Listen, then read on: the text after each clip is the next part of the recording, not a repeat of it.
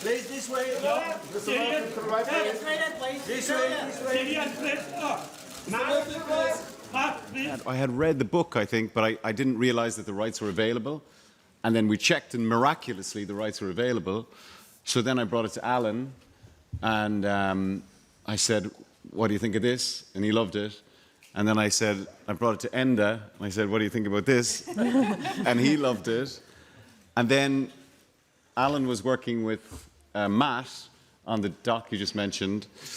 And then I ended up working with Matt on Oppenheimer and said, what do you think of this to him? So it kind of came about that way. It was a very kind of serendipitous kind of good. It happened really quickly, but it was just a kind of good karma. It's been one of those almost kind of like dream films. Just came together really quickly, and everybody that came in to do it, I think, wanted to do it for the right reason. It's obviously a very significant story in Ireland, and I think very pertinent and relevant for today for a global audience. So, yeah.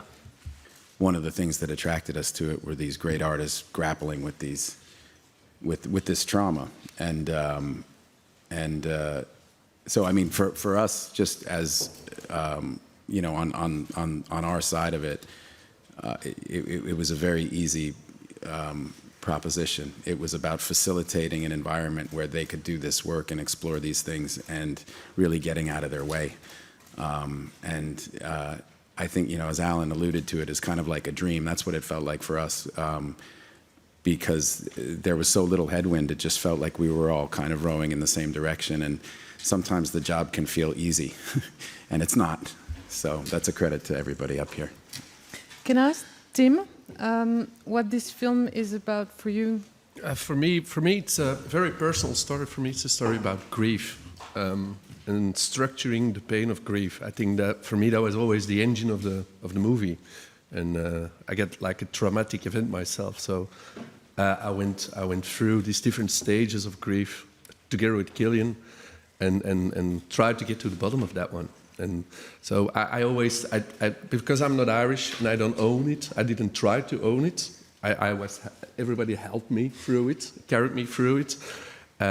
So yeah, it's for me was like this personal journey I did with everybody around me.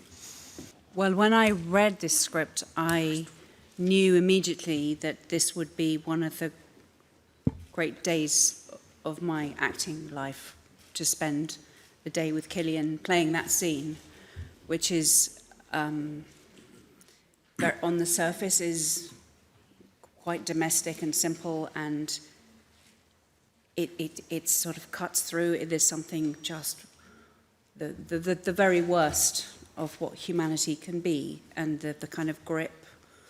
And I think people across many religions and cultures can understand the grip, being in that grip, and not being able to break out of it.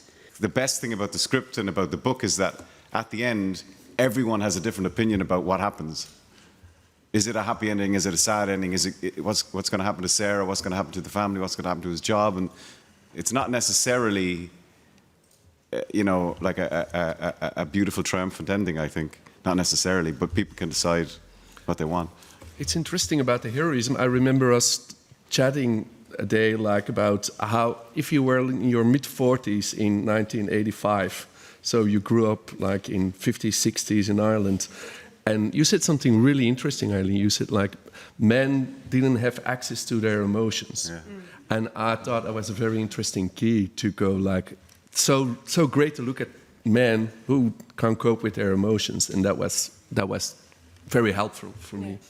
Ultimately, it's an exercise in trust with the people that you're working with, and then trust in the audience. And this film doesn't pander to, it's asking the audience to care about cinema, and I believe that there's enough of an audience in the world that still does, and that there's, these are the kind of movies that when I started out, when I really started getting work in the 90s, you would see movies like this all the time, and it was just part of our culture and our lives, and I'm really grateful to be able to bring a movie like this into theaters, and we'll see what happens. But ultimately, it's constantly in flux, and but we believe that it's not dead. So we're going to keep trying to make great movies like this.